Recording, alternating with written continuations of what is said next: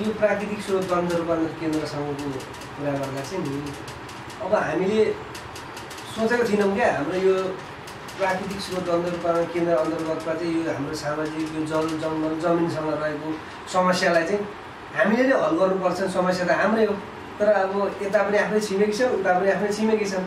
त्योभन्दा नितान्त कसले चाहिँ यो समस्यालाई चाहिँ हल गर्छ भन्ने खालको कुरा हामी खोजीमा नै थियौँ क्या।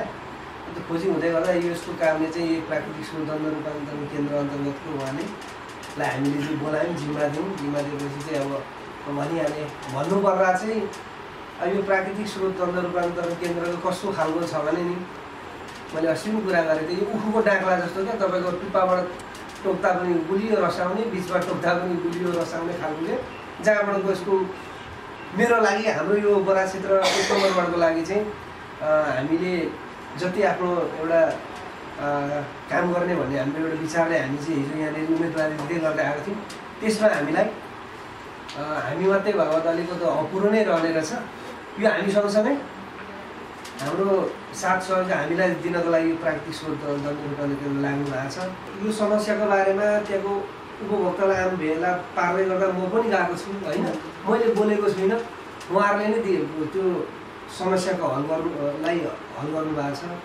त्यो मात्रै नभएर यहाँ त कस्तो खालको थियो भने हाम्रो खानेपानी अथवा वन उपभोक्ता समितिहरू चाहिँ ठ्याक्कै 36 अध्यक्ष चाहिँ उता फर्केको, पश्चिमतिर उता सचिव फर्केको, उपभोक्ता खोइ हामीलाई थाहा छैन भन्ने खालको थियो।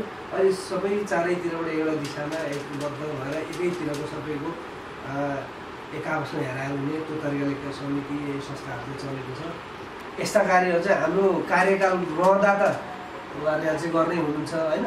पछि अझ यसलाई चाहिँ निरन्तरता दिइराखेर यस्ता खालका यो प्राकृतिकसँग रहेको कुरा समस्याहरू चाहिँ हामीले भन्दा पनि उहाँहरूकै संस्थाबाट चाहिँ अलिकति हल्न अलिकति हामीलाई सहज हुने, यहाँको उपभोक्तालाई पनि सहज हुने।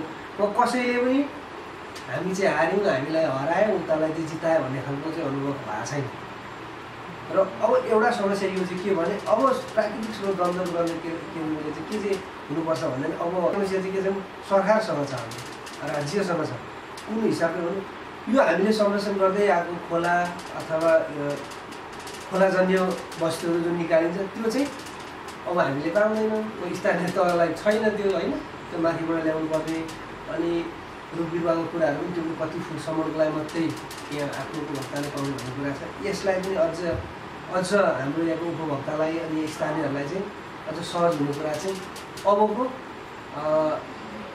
यो द्वन्द्व चाहिँ भनेको अब यता उपभोक्ताहरूसँग रहेन कि अब राज्यको अन्य निकायसँग चाहिँ हो कि अब उहाँ त्यहाँ चाहिँ हल गर्नुपर्छ कि जस्तो मलाई लाग्छ। अब आउँदाको दिनमादेखि चाहिँ हामीले पनि केही न केही चाहिँ अलिकति यो गाउँ सरकार विषयसँग सम्बन्धित कुराहरूलाई भनेर चाहिँ केही राख्नुपर्छ होला होइन भन्ने कुरो चाहिँ हामीले सोच बनाएको छौँ। लगभग अब यसपालि हाम्रो वडामा अरूले के गर्दै हुन्छ त्यो चाहिँ भन्दै, तर हाम्रो वडामा चाहिँ यो कुरालाई चाहिँ पहिलो प्राथमिकतामा राख्ने चाहिँ मैले सोच बनाएको छु। यो हाम्रोबाट हुन्छ सुरुवात। पोहोर गत वर्ष पालिकाले मात्रै गर्यो भने पालिकासँग वडा नम्बर 1 पनि रहन्छ, वडा नम्बर 1 ले रहँदै गर्दा लगभग 2 पनि रहन्छ होला। मैले सोचेको छु अब यो हामीले सुरुवात गरौँ।